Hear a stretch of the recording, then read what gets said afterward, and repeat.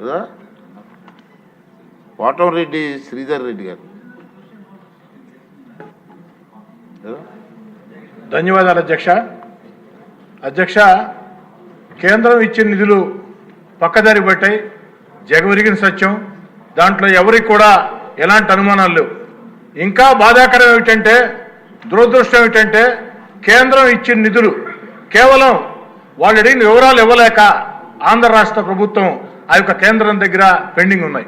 నేను రాష్ట్రం అంతా మాట్లాడటంలా నెల్లూరు రూరల్ నియోజకవర్గం గురించి ఒక్క సంఘటన చెప్పి ఆనాటి వైఎస్ఆర్ కాంగ్రెస్ పార్టీ ప్రభుత్వ దుర్మార్గాన్ని, ఆనాటి ముఖ్యమంత్రి జగన్మోహన్ రెడ్డి గారి దుర్మార్గాన్ని ఈ సభ ద్వారా ప్రపంచానికి తెలియజేయాలని చెప్పి నా కోరిక అధ్యక్ష. నెల్లూరు రూరల్ నియోజకవర్గంలో దేవరపాళెంలో నరసింహకొండ ఉంది. నరసింహస్వామి దేవస్థానం. కలియుగ వెంకటేశ్వర స్వామి వైకుంఠం నుంచి తిరుమల వచ్చేటప్పుడు ఏదైతే భూలోకంకి వచ్చినప్పుడు తొలి అడుగు నరసింహకొండలో వేస్తే రెండో అడుగు కడప దేవుడి గడపలో వేసి తిరుమల వెళ్ళాడు. అంత ప్రసిద్ధి చెందినటువంటి పుణ్యక్షేత్రం. ఆ పుణ్యక్షేత్ర అభివృద్ధికి ఆనాటి ముఖ్యమంత్రి గారు చుట్టూ తిరిగి అభివృద్ధికి నిధులు ఇవ్వకున్నా నేను నాకున్న వ్యక్తిగత సంబంధాలతో ఆనాటి భారత ఉపరాష్ట్రపతి, ఈనాటి మాజీ ఉపరాష్ట్రపతి వెంకయ్యనాయుడు గారి సహకారంతో వెంకయ్యనాయుడు గారు తన పదవిని ఏదైతే పూర్తయ్యే కాలంలో ఆఖరి లేఖ కేంద్రానికి రాశాడు. ఇది నెల్లూరు జిల్లాలో ఉంది.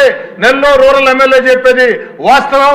కేంద్ర ప్రభుత్వం నిధులు ఇవ్వాలంటే వెంకయ్యనాయుడు గారి మీద గౌరవంతో ఆనాడు టూరిజం శాఖ మంత్రి కిషన్ రెడ్డి గారు ఏదైతే 50 కోట్ల రూపాయల నిధులు కేంద్రం నేరుగా విడుదల చేసింది.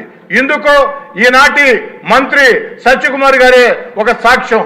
అయితే బాధాకరం అధ్యక్ష, ఆ నిధులు విడుదల చేసిన తర్వాత 15 రోజులకి వైఎస్ఆర్ కాంగ్రెస్ పార్టీకి నేను దూరం కావాల్సి వచ్చింది. కానీ వైఎస్ఆర్ కాంగ్రెస్ పార్టీ దూరం జరిగినా ఖచ్చితంగా నరసింహస్వామికి న్యాయం చేస్తారు. దేవుడి మీద నమ్మకం ఉండేవాళ్ళు ఈ పని ఎవరో కూడా ఆపరం భావించా. కానీ ఆనాటి ముఖ్యమంత్రికి ప్రజల మీద నమ్మకం లేదు, దేవుడి మీద నమ్మకం లేదు. దుర్మార్గంగా దాన్ని ఆపేశాడు.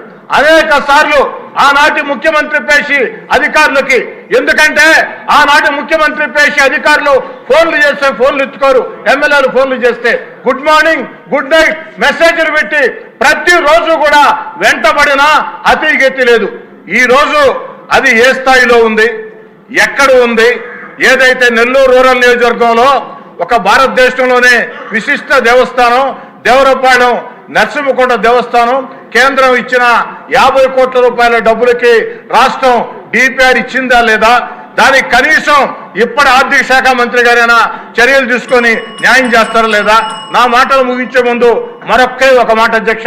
నెల్లూరు చెరువు ఒడ్డున పవిత్ర స్వర్ణాల చెరువులో అమృత్ పథకం కింద ఆనాటి ముఖ్యమంత్రి చంద్రబాబు నాయుడు గారు 2014-19 ముందు, అదేవిధంగా పొంగూరు నారాయణ గారు ఎంతో చొరవ తీసుకుని నిధులు విడుదల చేశారు.